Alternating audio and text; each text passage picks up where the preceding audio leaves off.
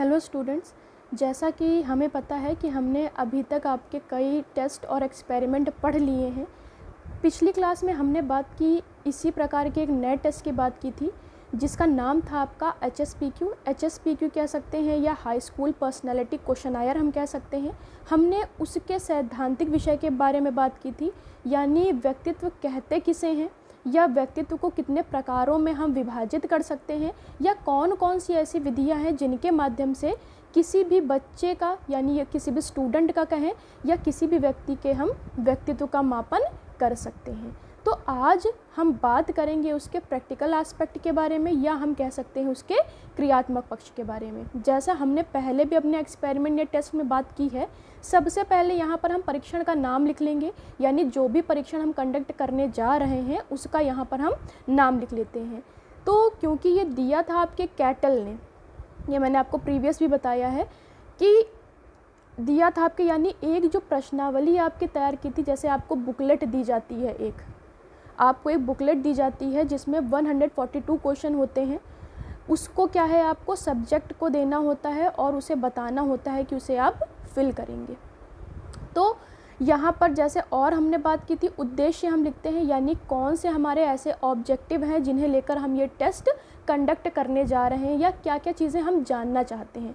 तो उद्देश्य में क्या है, आपके यहाँ पर जो एक 142 क्वेश्चंस बनाए थे कैटल ने, उससे क्या है 14 पर्सनैलिटी कैरेक्टर उन्होंने लिए थे, यानी 14 फैक्टर उन्होंने लिए थे जिसमें अलग अलग प्रकार की पर्सनैलिटी को उन्होंने इंक्लूड किया था और 142 क्वेश्चन को बनाया था।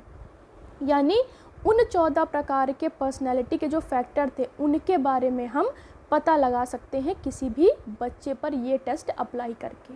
तो ये हमें पता होना चाहिए कि कैटल ने कितने फैक्टर लेकर 142 क्वेश्चन मेड किए थे, यानी हमें पता होना चाहिए कि उन्होंने 14 अलग अलग फैक्टर लिए थे और उसी के द्वारा क्या है हम किसी बच्चे के पर्सनैलिटी या व्यक्तित्व के बारे में पता लगा सकते हैं। नेक्स्ट हम लिख लेंगे प्रयोज्य का परिचय, यानी जो भी जिस पर हम क्या कर रहे हैं अपना प्रैक्टिकल कंडक्ट करने जा रहे हैं उसका हम विवरण लिख लेते हैं। फिर हम परीक्षणकर्ता का परिचय, यानी जो भी जैसे हम हैं, हम किसी सब्जेक्ट पर वो चीज़ें करने जा रहे हैं तो हम क्या करेंगे कि अपना सारा परिचय लिख लेंगे। उसके बाद आप आवश्यक सामग्री लिख सकते हैं, प्रारंभिक तैयारियां लिख सकते हैं, फिर हम क्या लिख लेंगे सावधानियां लिख लेंगे और फिर उसका प्रोसीजर लिख लेंगे। नेक्स्ट हम बात करेंगे यानी परीक्षण विधि भी हम लिख लेंगे।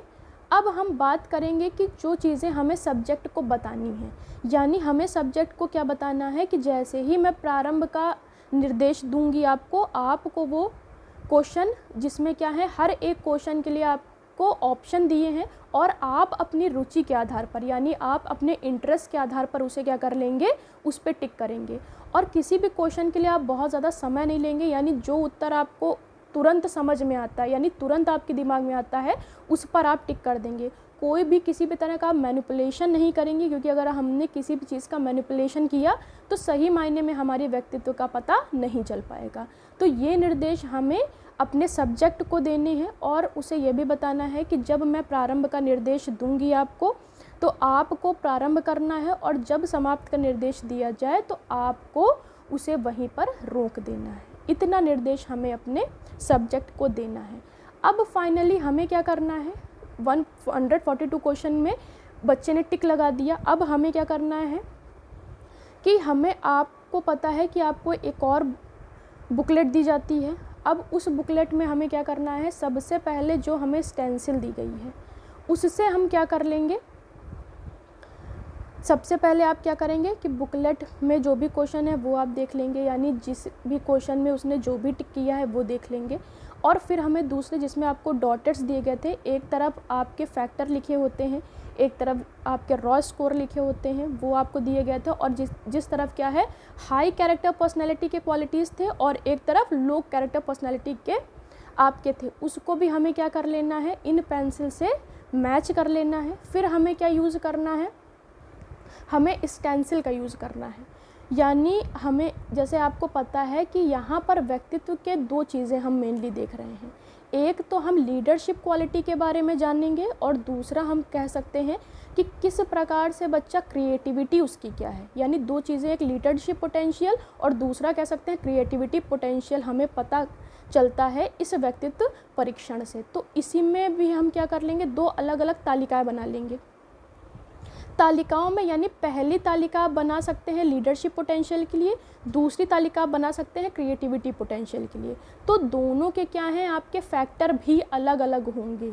ये आपको याद रखना है कि आपके जो भी फैक्टर हैं लीडरशिप पोटेंशियल में आपके कौन कौन से फैक्टर आते हैं, या आपके जो क्रिएटिविटी पोटेंशियल में है उसमें कौन से फैक्टर नहीं हैं जो आपके लीडरशिप में है, या लीडरशिप में जो आपके फैक्टर्स हैं वो आपके क्रिएटिविटी में नहीं है। ये आपको बहुत अच्छे से पता होना चाहिए, क्योंकि आपसे एग्जामिनर ये पूछ लेता है कि अच्छा आप बताइए कि लीडरशिप पोटेंशियल में ऐसे कौन से फैक्टर हैं जो आपके क्रिएटिविटी पोटेंशियल में नहीं थे। तो आपने अगर ये परीक्षण किया है और उसको बहुत सही तरीके से किया है तो आपको ये चीज़ें कॉमनली पता होनी चाहिए।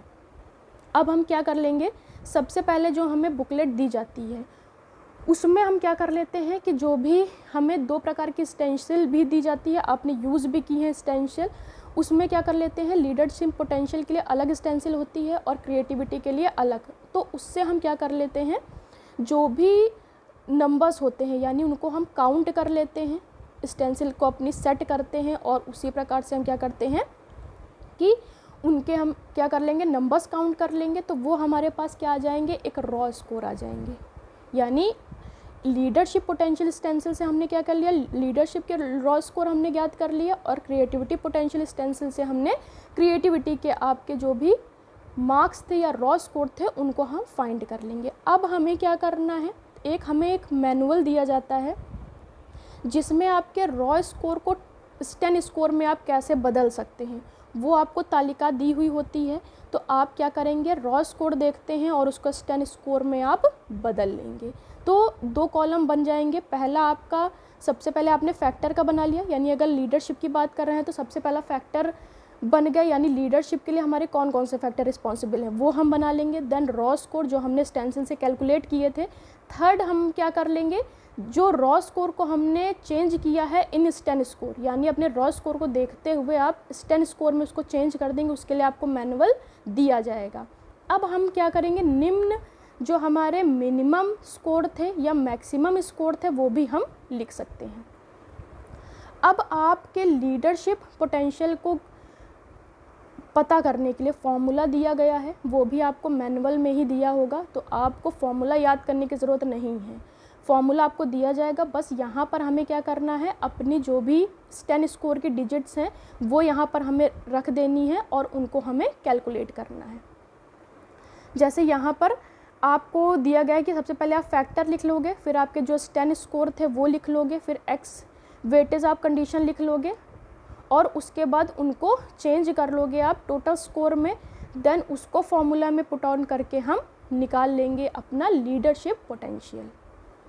अब इसी तरह अब हमें क्या कर लेना है, सेम हमें क्रिएटिविटी के लिए भी एक तालिका बना लेनी है, उसके हमें फैक्टर्स लिख लेने हैं। देन हम उसका भी रॉ स्कोर कैलकुलेट कर लेंगे उसके स्टेंसिल से और उसको भी स्टेन स्कोर में चेंज कर देंगे।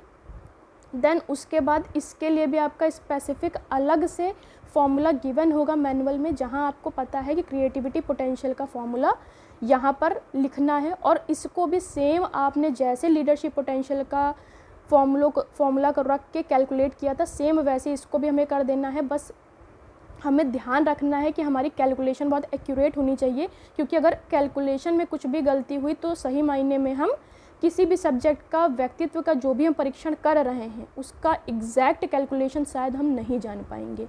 तो ये बहुत अच्छे तरीके से ध्यान रखना है और इसी प्रकार से हमें क्या कर लेना है, दोनों चीज़ें कैलकुलेट कर लेनी है इन फाइनल। अब अगर हम बात करते हैं परिणामों की व्याख्या, तो परिणामों की व्याख्या भी हम क्या करेंगे, फैक्टर वाइज करेंगे। यानी फैक्टर ए है बच्चे में, जैसे अगर हम फैक्टर की बात करें तो यहाँ पर हमने फैक्टर्स जैसे लिखे हैं कि अगर लो स्कोर है तो बच्चा बहुत ही क्या है, एकांत प्रिय है। अगर उसमें हाई स्कोर उसे मिलता है तो बहुत मिलनसार है। यानी जिस भी तरफ, जैसे जो भी हमारे स्टेन स्कोर आते हैं उनके बारे में हमें क्या पता चल जाता है कि बच्चा निम्न स्कोर का है या हाई स्कोर का है। तो उससे हमें ये चीज़ें पता चल जाती हैं। और जब फाइनल हम फॉर्मूला पुट ऑन करते हैं तो एक जो भी उसकी होती है, और मैनुअल में आपको ये भी चीज़ें दी गई होती हैं कि जो भी आपका लास्ट आंसर आता है, चाहे लीडरशिप के लिए आता है चाहे क्रिएटिविटी के लिए आता है, तो उसमें आपको पता होता है कि अगर इतने से इतना दिया होगा तो वो बहुत ही उसकी अच्छी पर्सनैलिटी या लीडरशिप क्वालिटी बहुत अच्छी है या लो है या मीडियम है। ये आपको मैनुअल में ही दिया होता है, यानी जो आपका स्कोर आता है उसी के आसपास की चीज़ें या उसी तरह की चीज़ें आपको बताई जाती हैं कि ये आपकी लीडरशिप क्वालिटी बच्चे की कितनी अच्छी है। सेम ऐसे क्रिएटिविटी की, कि क्रिएटिविटी बच्चे में बहुत ज़्यादा है, लो है या मीडियम है, ये भी आपको उससे पता चल जाता है। तो हम इन लास्ट क्या पता कर सकते हैं कि अब बच्चे में लीडरशिप क्वालिटी कितनी है, बहुत अच्छी है तो बहुत अच्छा है, अगर मीडियम है या हम कहते हैं लो है, तो एग्ज़ामिनर आपसे क्वेश्चन पूछता है अगर बच्चे में लीडरशिप क्वालिटी नहीं है या हम कहते हैं बहुत लो है, तो हम ऐसी क्या चीज़ कर सकते हैं कि इसकी लीडरशिप क्वालिटी को हम और ज़्यादा बढ़ा सकें। ये क्वेश्चन हमेशा होता है।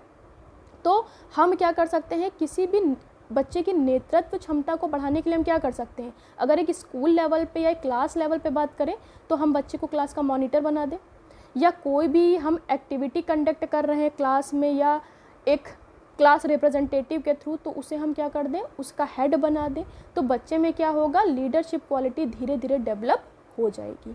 सेम ऐसे अगर हम क्रिएटिविटी के लिए बात करते हैं तो क्रिएटिविटी यानी अगर बच्चे में बहुत अच्छी क्रिएटिविटी है तो बहुत अच्छा है, लेकिन अगर मीडियम या लो है तो उसके लिए हम ऐसी क्या चीज़ें कर सकते हैं जिससे उसकी क्या है, जो भी सृजनात्मक क्षमता है वो कैसे हम विकसित कर सकते हैं। तो उसके लिए भी हम क्या कह सकते हैं कि अगर हम कोई भी क्रिएटिविटी क्लास लेवल पे कर रहे हैं या स्कूल लेवल पे कर रहे हैं तो उसमें क्या है, बच्चे को ज़्यादा सम्मिलित करें, या कोई भी जो ऐसे बच्चे हैं जिनको बहुत अच्छी क्रिएटिविटी हम उसके साथ उसको लगाएं, तो उसमें भी क्या है, दूसरे बच्चों को देखकर उसमें भी क्या है, धीरे धीरे सृजनात्मक क्षमता का विकास हो सकता है। तो इसी प्रकार से हम क्या कर लेते हैं, यहाँ पर परिणामों की व्याख्या हम क्या कर लेंगे, फैक्टर वाइज कर लेते हैं कि फैक्टर ए में बच्चे का रॉ स्कोर क्या था या उसमें उसके स्टेन स्कोर किस प्रकार से थे, तो उसमें बच्चा लो है या हाई है, मतलब उसमें कौन से गुण हैं, तो उनके अनुसार हम क्या कर लेंगे, यहाँ पर उसको बता देंगे, या उसकी परिस्थिति कैसी है यहाँ पर हम उसको लिख सकते हैं, बता सकते हैं। बाद में हम क्या कर लेंगे, यानी यहाँ पर आप सारे फैक्टर वाइज लिख लेंगे, लेकिन फैक्टर वाइज अगर हम चीज़ें लिख रहे हैं तो बहुत ही कंसाइज वे में लिखें, क्योंकि हमारे पास बहुत ज़्यादा स्पेस नहीं होता है। इसलिए हम कोशिश क्या करें कि जो भी चीज़ें हमें लिखनी है हम बहुत कंसाइज वे में लिखें और अपनी बात को थोड़े शब्दों में पूरा कहने की कोशिश करें। उसके बाद में क्या है, अगर हम सुझाव देते हैं यानी सजेशन हो सकते हैं कि अगर बच्चे में क्या है, लीडरशिप क्वालिटी कम है, क्रिएटिविटी तो बहुत अच्छी है लेकिन लीडरशिप क्वालिटी कम है, तो उसके लिए हम सजेशन दे सकते हैं। अगर हम कहते हैं कि बच्चे में दोनों ही बहुत मीडियम स्तर का है तो उसके लिए भी अपने सुझाव हम दे सकते हैं। तो सजेशन में आप उन चीज़ों को लिख सकते हैं। फिर हम बात करते हैं एजुकेशनल इम्प्लीकेशन, यानी व्यक्तित्व का जो हम परीक्षण कर रहे हैं वो किस प्रकार से, अगर एजुकेशनल पॉइंट ऑफ व्यू से देखें तो हम किस प्रकार से वो हमारे लिए अच्छा है। सबसे पहले अगर बात करें तो हम क्या कर सकते हैं, अगर हम इस प्रकार से टेस्ट करते हैं अपने क्लास में, क्योंकि हमें पता है HSPQ क्या है, स्वबोध का टेस्ट है, यानी बच्चा क्या कर सकता है, अपने आप से अपनी पर्सनैलिटी खुद से जान सकता है इस क्वेश्चनायर के थ्रू। हमारे पास 14 फैक्टर हैं जो आपके पर्सनैलिटी के बारे में अलग अलग बताते हैं। तो ये एक मेन चीज़ है कि हम क्या कर सकते हैं, क्लास में हमारे जितने बच्चे हैं उनमें कितनी ज़्यादा लीडरशिप क्वालिटी है या क्रिएटिविटी हम उसके बारे में पता कर सकते हैं, या जिनमें कम है या बहुत मीडियम है उनको हम और ज़्यादा डेवलप कर सकते हैं। तो इस तरह से हम क्या कर सकते हैं, बच्चों की क्वालिटीज़ या उनके फैक्टर के थ्रू इन बातों का हम पता लगा सकते हैं। आशा करती हूँ कि आपको ये सारी चीज़ें समझ में आ गई होंगी बहुत अच्छे से। हमने क्लास में भी डिस्कस किया था, आज भी हमने ये चीज़ डिस्कस की है, तो आपको ये सारी चीज़ें बहुत अच्छे तरीके से समझ में आ गई होंगी। Thank you class.